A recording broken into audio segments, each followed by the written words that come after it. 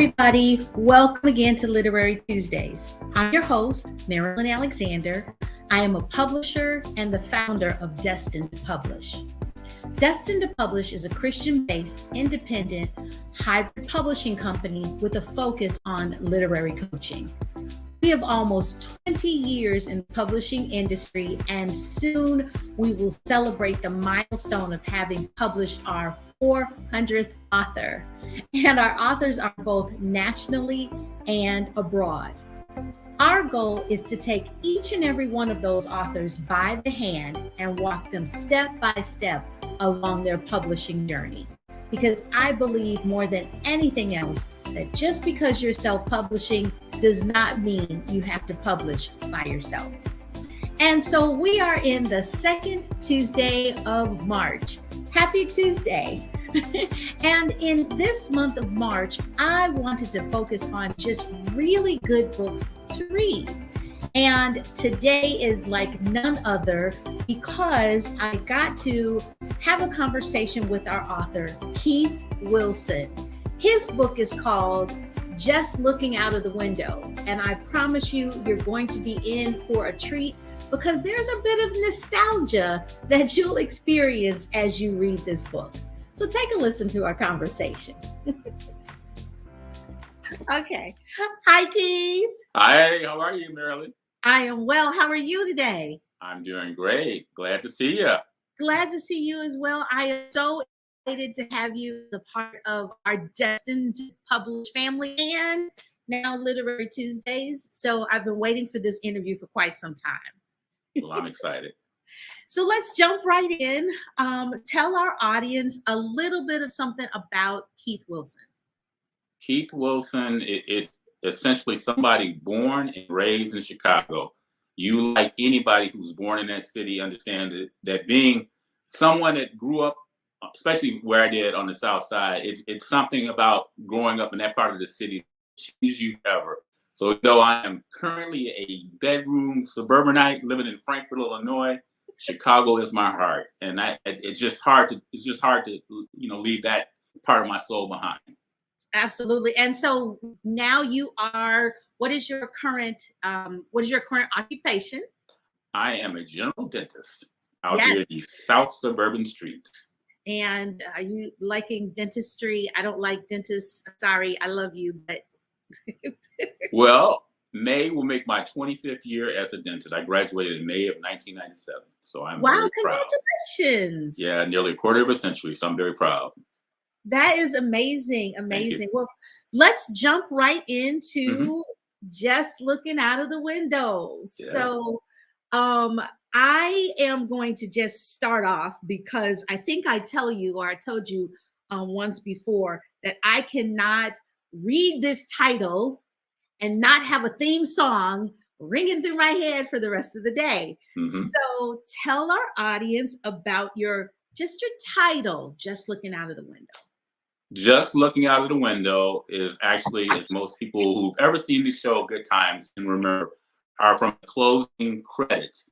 What's interesting is people often remember the opening credits of Good Times. So these are actually the words in the closing credits. And I actually chose these words specifically because that actually symbolizes the end of the show, but is the beginning of a journey. And for me, this was the beginning of a journey. And I just, it's funny that you mentioned music. Music to me is something that draws something in your mind that you can see. Yes. And my title, I wanted to do that with my title. Well, I love that. And I love that it is a nostalgia. It is definitely nostalgic, but it does not denote it, or it does not only, it represents Chicago, but does not only represent Chicago, right. Which is really, really cool in that anybody picking up this book can feel themselves as a part of your story, or can identify with the different stories that you tell, because I'm just going to jump into this part. The book is a nonfiction. It's a nonfiction, I like to call it a nonfiction journal, or I'm sorry, nonfiction novel. But it could have been told in a fictional way Mhm. because of the way that you craft your stories. It could have been partially fiction. It could have, but you chose to have this as a nonfiction novel. Mhm. Why did you make that decision? One, because you have to tell your soul, sort of, and then Mhm. two, how has your family kind of received the stories that you told? Well, the interesting thing about this book, it was not planned to be a book. This was initially a project that me and my mother, who passed away a couple years ago, were working on prior. My mother is from a very large family out of Fayetteville, Tennessee, and also the Nashville, Tennessee area. And she had 12 siblings, and we had very large families, as you can imagine, lots of stories, lots of adventures. So my mother always wanted myself, my two siblings to know our family. So one of the things that the objectives of the original thing that my mother and I were working on was to do kind of a family history. So we were going to do a story of each of the 13 siblings, and basically it was going to be something that we were going to give out at a reunion. And it just became, it was weird, because after my mom passed away, I really kind of didn't want to do that anymore, but I still wanted to share my personal family story, the story of my mom and my dad, my two sisters growing up, and it just grew into a book.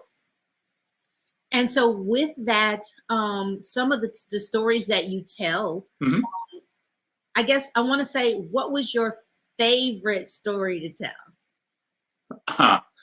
um, my favorite story, my family, my mom and dad were big, again, as I mentioned, on family. So we spent a lot of summers. I should say my sisters and I spent a lot of summers going back to Nashville, Tennessee, where my parents basically were raised, and we spent a lot of time with our extended family down there. And so there was always, this whole deal at the end, the end of the school year. We pack up the car and go to Nashville, and they drop us off, leave us down there for like 3 or 4 months, and come back for the next school year. And one of the favorite stories is, it's not titled this, but I call it the Cat Caper.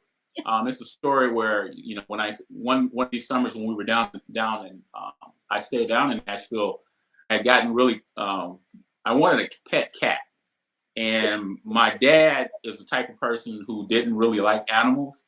So I had gotten attached to this little cat while I was living in Nashville, and I decided, I'm going to bring this cat back home. And I put it in a little shoebox and packed it up. And this cat was, part of our trip back home. And as you can imagine, it wasn't too cool to have a little live animal in a shoebox in a long ride. So to make a long story short, it was a situation where my dad, um, during the ride, this cat started howling and making all this kind of crazy noise and stuff.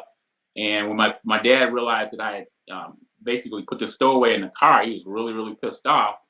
And, my mother, being the compassionate person that she is, she talked my dad into letting us bring this cat home. So that's like one of my favorite stories, because we have some very interesting animal stories, in our family history, but that's a whole nother topic. But that was my favorite story because it just reminded me of, just family trips and going back, to meet my extended family.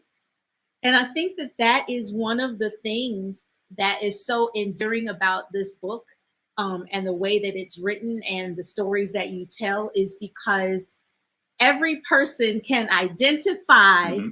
when you were a kid going, on those long car rides down south and taking Hmm. those car rides and being left for the summer and then coming back for school. And I think those car rides were amazing. My family went to Detroit. So those car rides were some of the um, best and some of the worst Yeah, trips, depending. that's a good way of putting it. Now looking back, it is endearing to kind of remember those types Hmm. of rides. And like I said, that is essentially the reason why I love this book, because Hmm.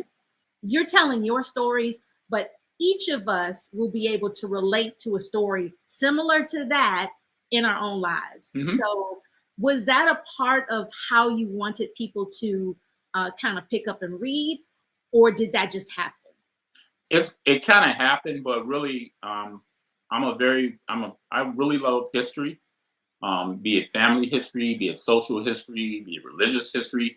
And I think when I think about, just like you were talking about the commonality of you going back to Detroit, that going down south is like it's like a black experience that I don't know if it happens much anymore. I mean, it's that whole point of, you may live up in Chicago, but you have these, relatives in Mississippi, or in your case, Detroit or whatever, and they want you to really kind of learn about each other. Yeah. And I think it's just part of that it's a tradition that, for me, it captures a certain point, period of time. Like, again, I don't think this stuff happens anymore. I don't hear many stories about friends talking about, I send my kids send them to the South or whatever. It's usually to some camp or something like that. So I just think it's a part of our history as Black people, in particular, those of us who grew up in the North, where we still try to maintain some kind of connection with family.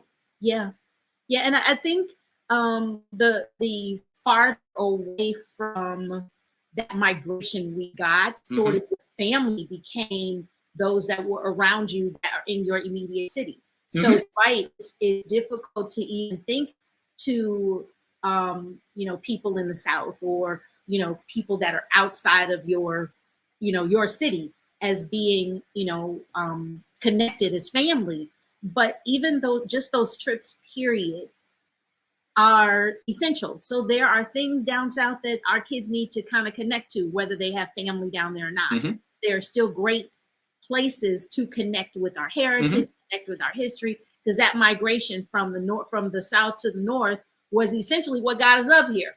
So with all of that, even with the way that your story chapters, now I can get into some really good stuff.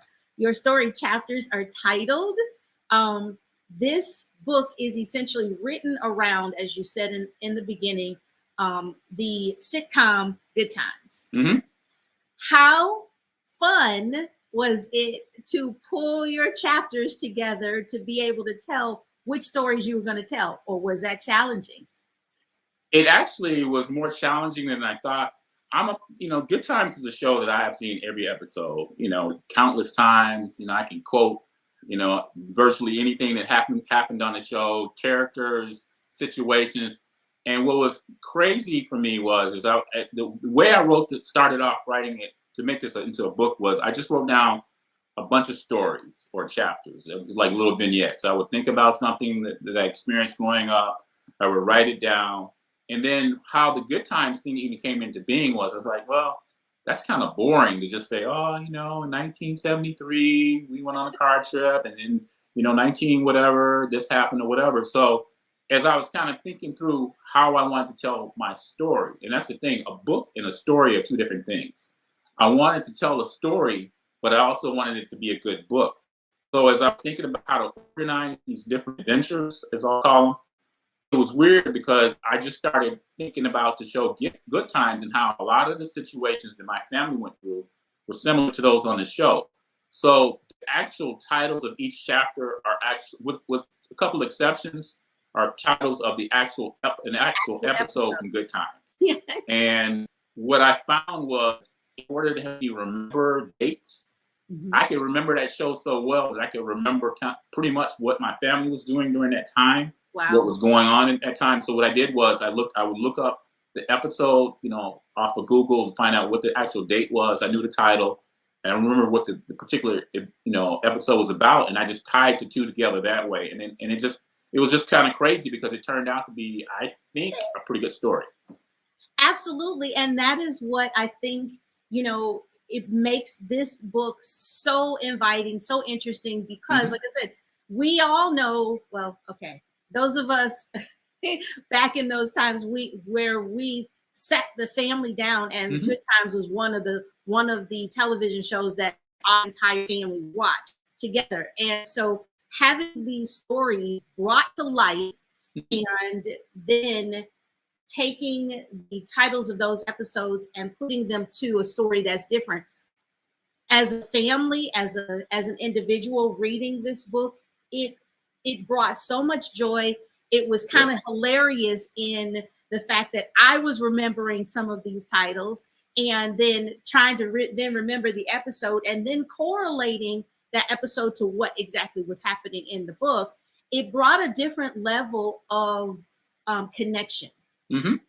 It brought a connection with the nostalgia of the show. Mm-hmm. It brought a connection with what was going on in my own family, that I could actually see some of these same shows that were aired, and then having to understand that somebody else was watching the same episode with me in the same day and had a very different experience. So how then, as the author, how then is it that you have been able to kind of take this story, Mm-hmm. tell the story, and then now promote it to other people to say that, because not all of us had those experiences. Mm-hmm. How has it been received on the opposite side of that? Well, you asked about family. So my biggest fear in writing this book is very revealing. I didn't reveal anything like, controversial or anything like that. But again, every family has a degree of privacy they want to maintain. Right. They want to kind of keep a wall, between themselves and the world, because, your family is your castle, so to speak. So as I was writing the book, I actually consulted with friends, that some of them that are in the book, consulted with family members, and then after before I actually released the book, the first critic was my dad. My dad was the first person who gave him the draft.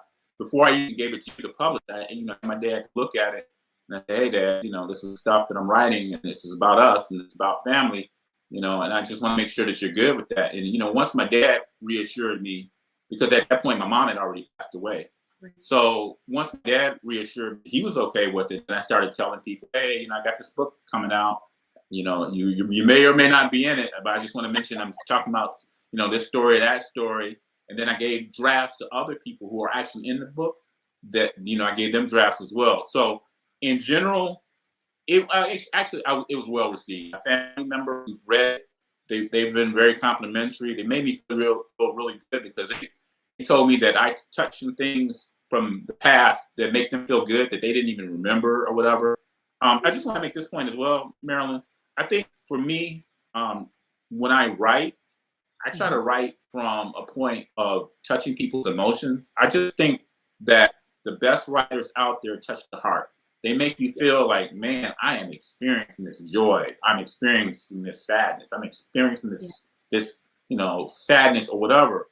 And that's the hard thing about writing me, and that I feel great or really good about my writing when somebody said, "Man, you really nailed it. You really made me feel like I was there." So yeah, that's what I'm most proud about, I think, about this book. Well, I can tell you that exactly what you said is exactly what you experienced. And I think we talked about that the other day when we were having that discussion, mm-hmm. The fact that, writing, the revelation of how you write actually mm-hmm. frees you to be able to write.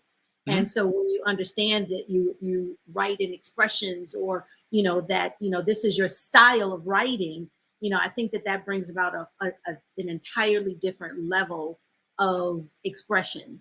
And this work does take you on that type of a journey. Thank you. You feel that you're there. And I want to talk about two chapters in particular. Okay. One chapter is called The Checkup.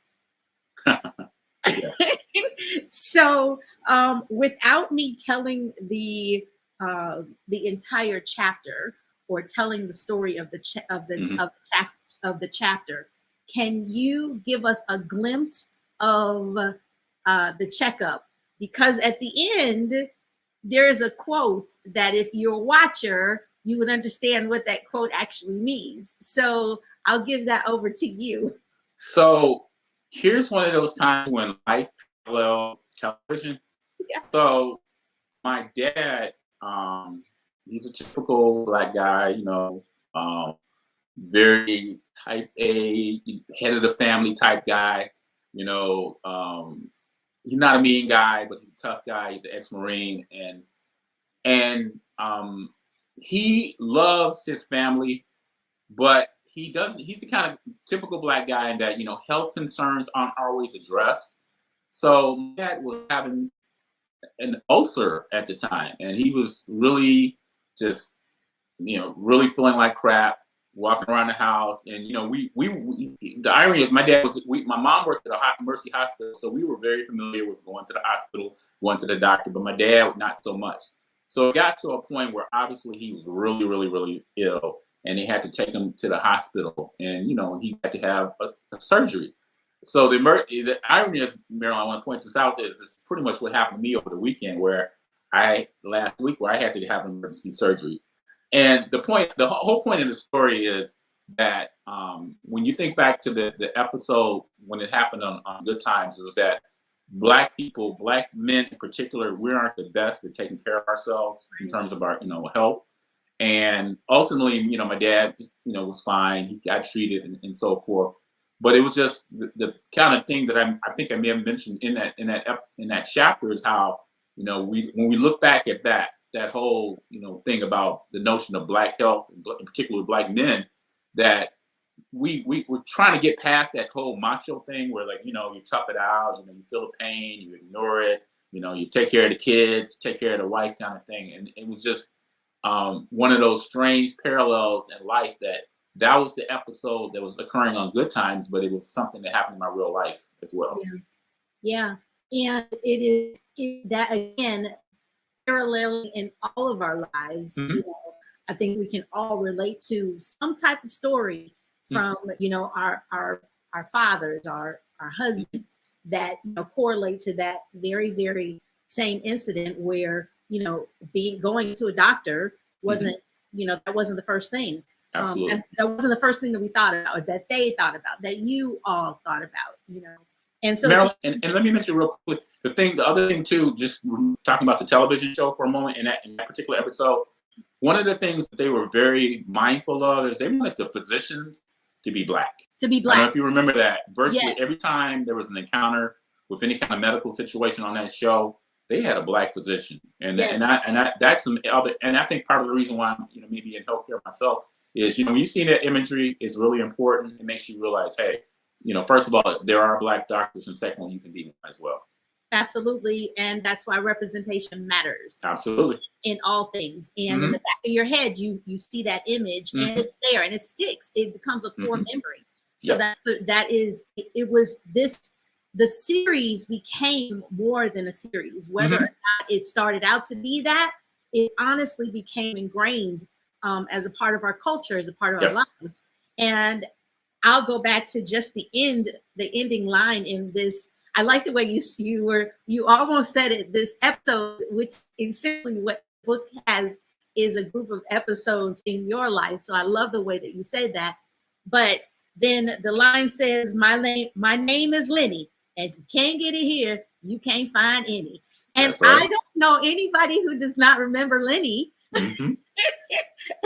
as part of their culture. And so talk about even the characters that are on the show that really, really resonated with you outside of doctors, of course, outside of the main character, the main characters.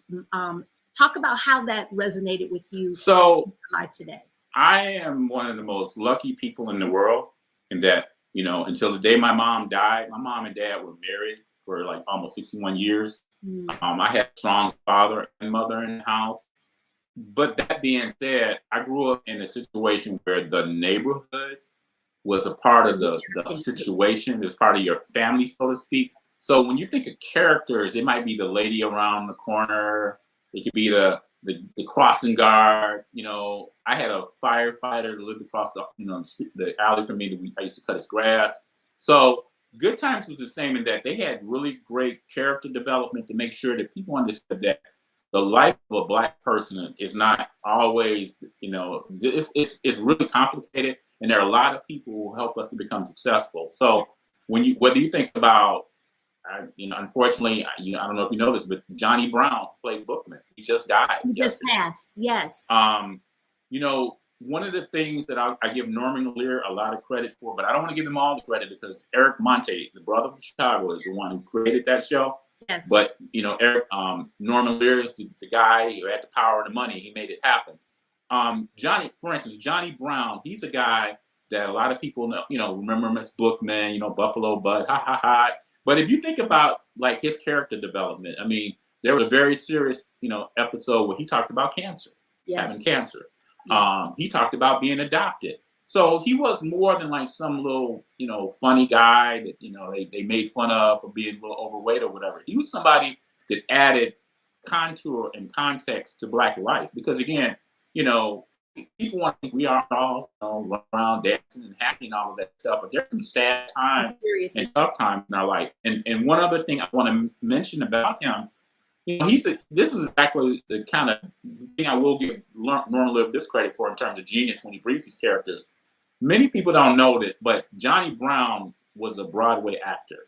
Yes. Johnny Brown actually worked with Sammy Davis Jr., who was like his mentor. Sammy Davis Jr. actually helped to get him to Broadway. He worked with John Wayne. He worked with, a lot of famous people. And if you remember on the show, he was singing, he'd do these imitations and dancing. I mean, that guy was like Sammy Davis Jr. in that he could do it all. He could sing, he could dance, he could do comedy.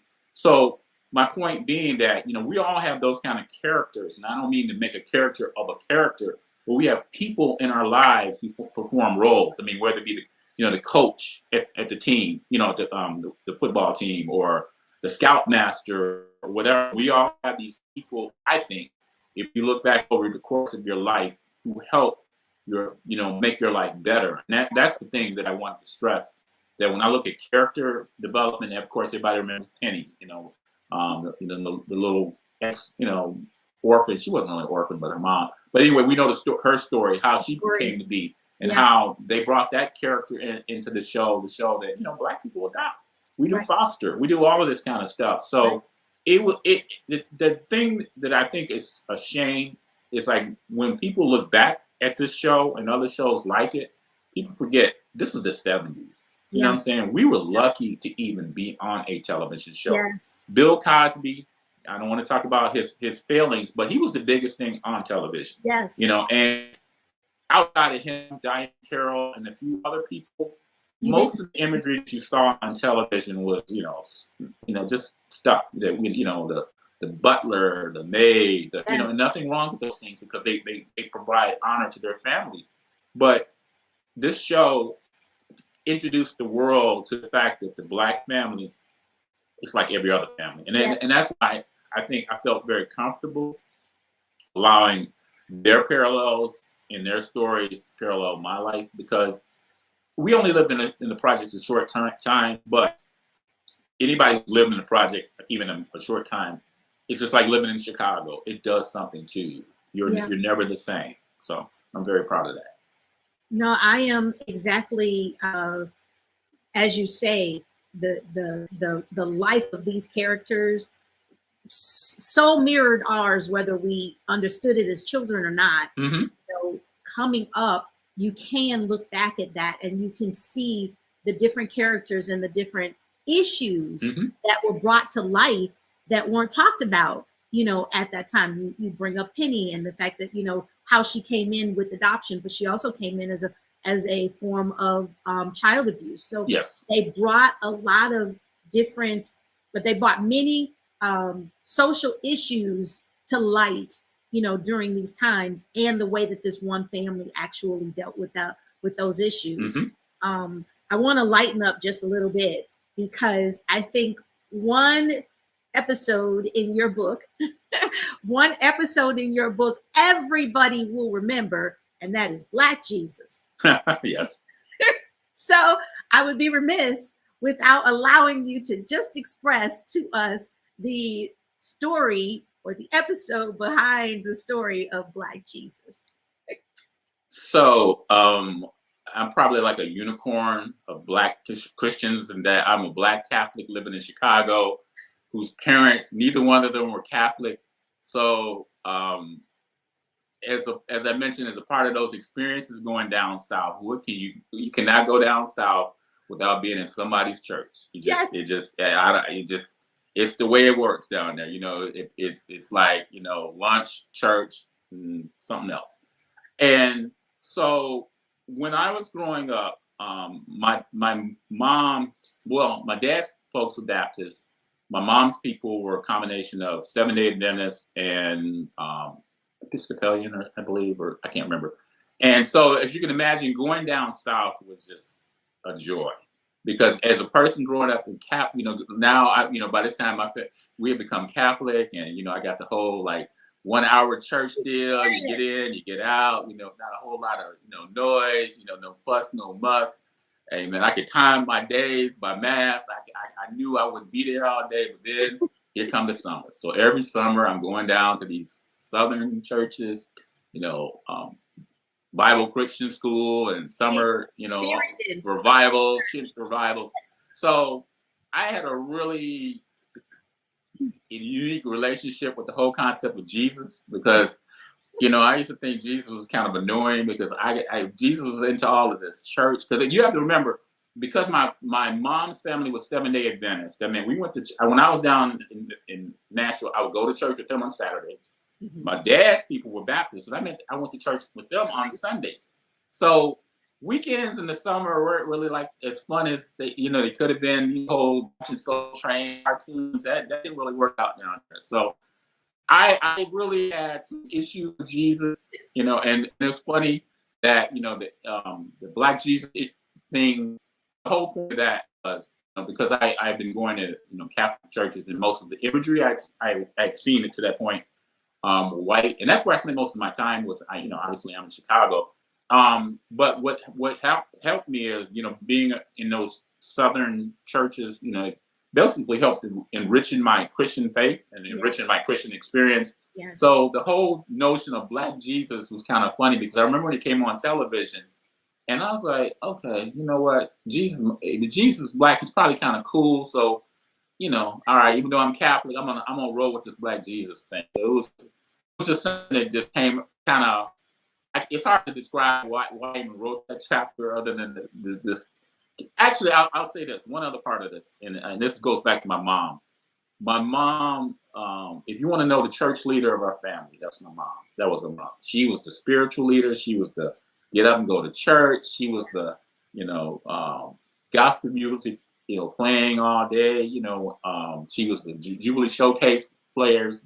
On Channel 9. Yes. That was Mom, and Mom was very much the director of our Christian faith, and sometimes Mom, my mother, I think my early relationship, sometimes I think I would just stay and do things just to annoy her. And I remember, and this is really going to sound bad, but Mom hated that whole idea of the Black Jesus. The episode, thing. Yes. She hated it. She was like, because she, like everybody else, has the blue-eyed Jesus in the house. And I used to use that, like, hey, Mom, Jesus Black. So, and that would kind of annoy her. But she got over it in time and stuff. But when I was writing that chapter, it was kind of a tongue-in-cheek thing to kind of poke a little fun at my mom's faith. Who by all accounts, my mom was a very faithful woman. So yes.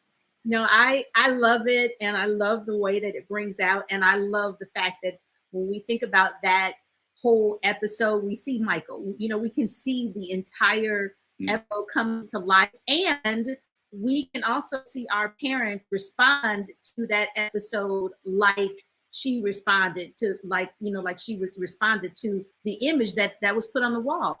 It was a controversial thing back then. So, now here we are, 40, 50 years later. Okay, not 50.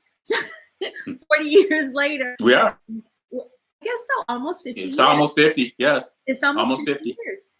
And the revelation of just things that have come to pass, so we can look back and say, wow, it was groundbreaking in so many different levels. And Marilyn, it's ironic you use the word revelation, because that is in Revelations that description of Jesus comes Jesus, from. Actually. And again, I just want to stress this real quick. That's the irony about us, and I say us as Black Christians, because a lot of Black Christians don't even read that particular part of the text and realize, because if you think about the Middle East, it would be virtually impossible for Jesus to be white, period, right. In a sense. Right.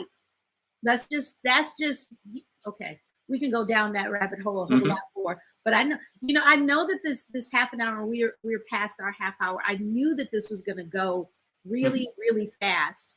But I would be remiss if I did not talk about your chapter 21, After the Window Breaks. Mm-hmm.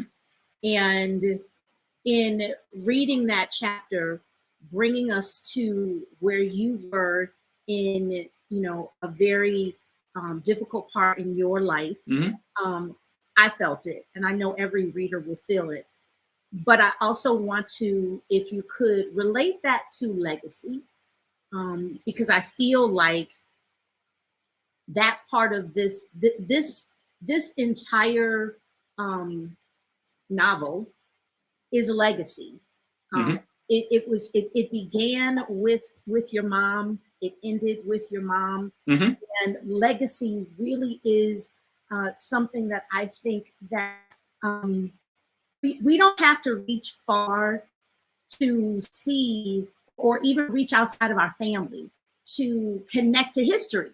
Do you know what I mean? Mm-hmm. So how has this how do you think this will build legacy? And how can you speak to other people in writing their legacy and in touching on just things that they might not think is important because it's just their family? So you picked a word that it actually captures what I ultimately want this book to be. And I didn't even we never had this conversation. We never discussed this. But when I ultimately decided to write this book, and the book it does begin and end with my mother, because she was my everything. I wanted, since me and my wife didn't have any kids, I wanted to leave something in the world that told the world my mother was here. And I wanted to leave something in the world that anybody who ever knew her would, it would touch them, because she touched a lot of people. And it's hard not to be emotional, but it means a lot to leave this for her. Yeah. And you feel that, even in the last chapter, and, in the part of the last chapter where your last lines even talk about the scene closing, the curtains drawing, you feel that, and the the music, Earth, Wind, and Fire, that's the way of the world. Yeah. You honestly feel that. And I think that, like I said, as a people, we have so many stories, and you don't have to look far for mentors, for legacy, for, we just have to stop thinking of them as being just regular people, and understand that they are the people that shaped our lives.